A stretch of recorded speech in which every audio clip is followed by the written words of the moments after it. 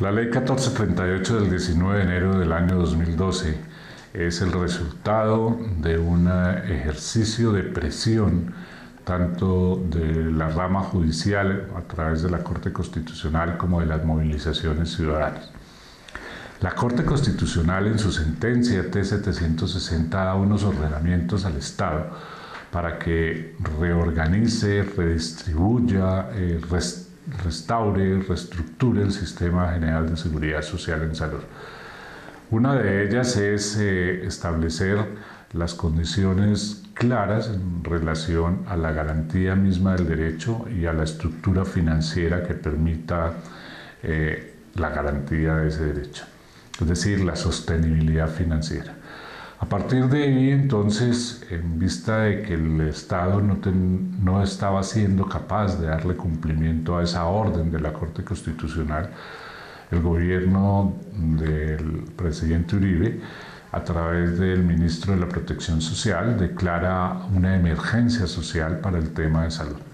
Esta emergencia social tuvo mucha movilización social y vimos a las comunidades académicas, a las comunidades científicas, a las comunidades de pacientes, a las organizaciones civiles, sindicales, laborales, manifestando en contra de esta emergencia social, y se demandó los decretos y las normativas que daban marco a este evento.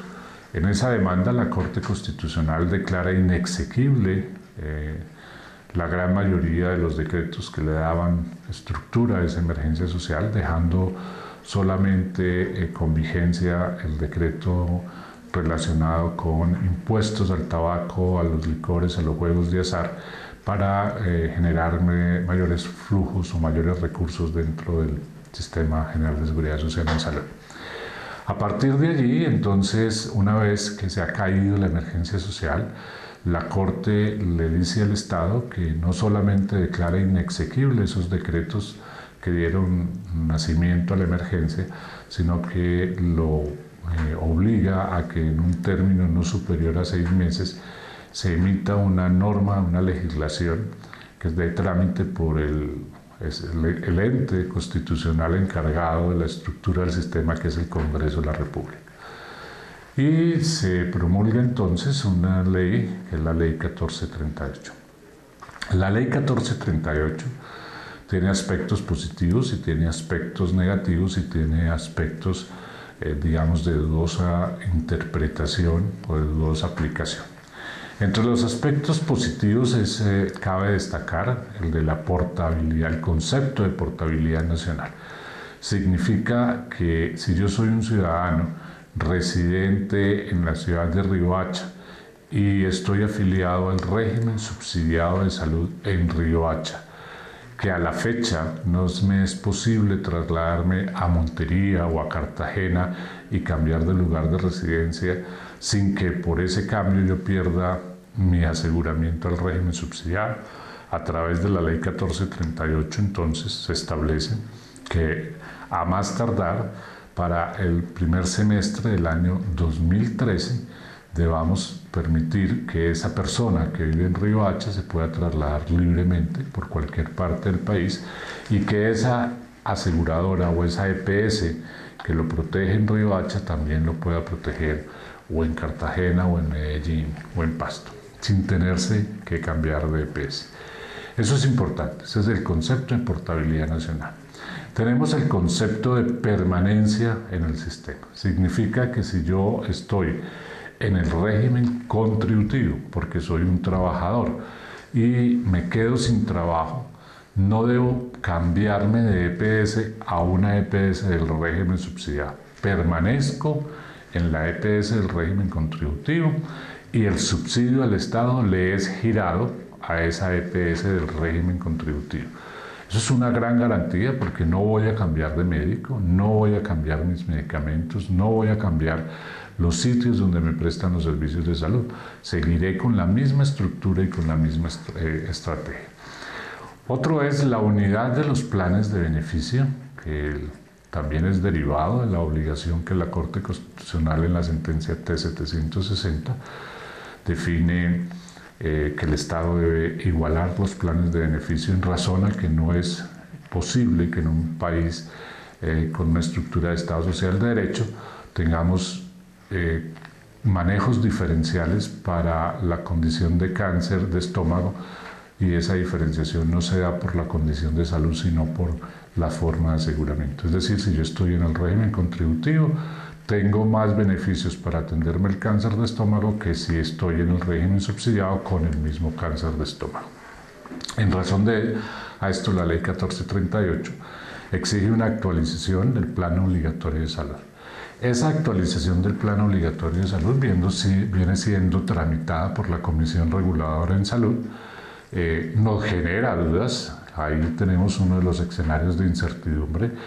La Comisión Reguladora en Salud, la CRES, está definiendo la inclusión de esos medicamentos por grupos de patología, es decir, por grupos de enfermedades, y la duda es si esta modificación del Plan Obligatorio de Salud bajo esta estructura no va a permitir que si un medicamento sirva, por ejemplo, tanto para el corazón como para el estómago, si el medicamento se incluye en el grupo de las patologías cardíacas, es posible que si yo lo requiera para el manejo de algún problema estomacal, pues como no está en el grupo de patologías estomacales, no tenga derecho a acceder a él.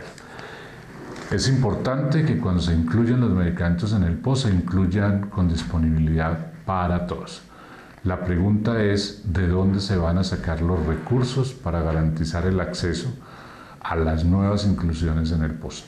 Cada una de las inclusiones en el POS significa un incremento de la unidad del valor de pago por cada uno de los afiliados al sistema, tanto el régimen contributivo como el régimen subsidiado.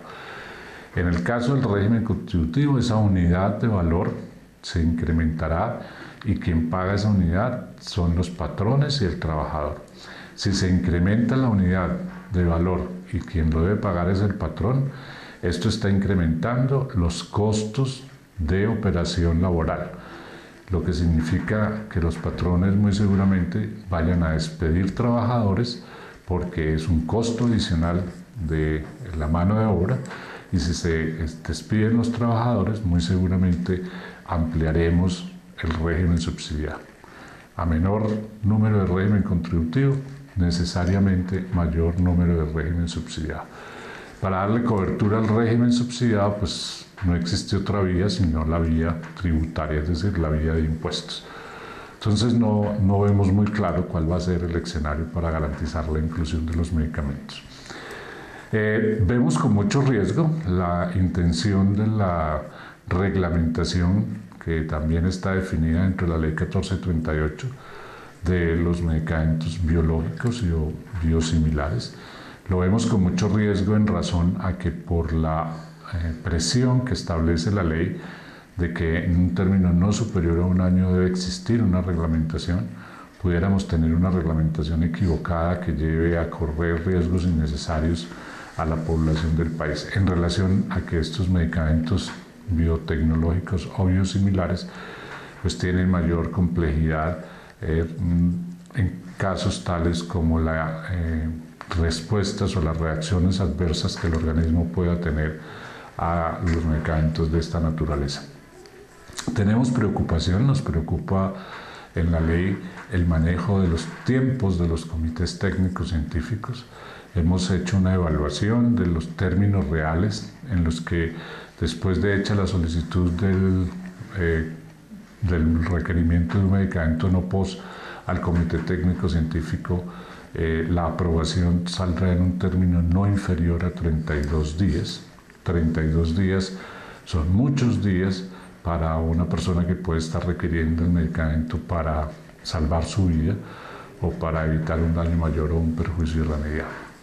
Vemos con preocupación también todo lo que tiene que ver con relación al ejercicio de la medicina, las limitaciones que establece la ley para que el médico tratante pueda actuar de acuerdo a la normativa y a todo lo que se establece bajo la responsabilidad que se genera con el ejercicio de esta profesión. En conclusión, el escenario es muy complejo. La ley está toda por ser reglamentada. La reglamentación puede llevar a las limitaciones de la garantía del derecho. Lo que buscamos es que la sociedad civil se movilice y la sociedad civil esté atenta. Cuando hablo de sociedad civil somos todos los colombianos. Estemos atentos a cuáles van a ser las dinámicas de esta reglamentación y pues a través de movilizaciones pacíficas en las vías del derecho, acciones de petición, acciones de cumplimiento, acciones de tutela, pues protejamos el derecho a la salud como un derecho fundamental.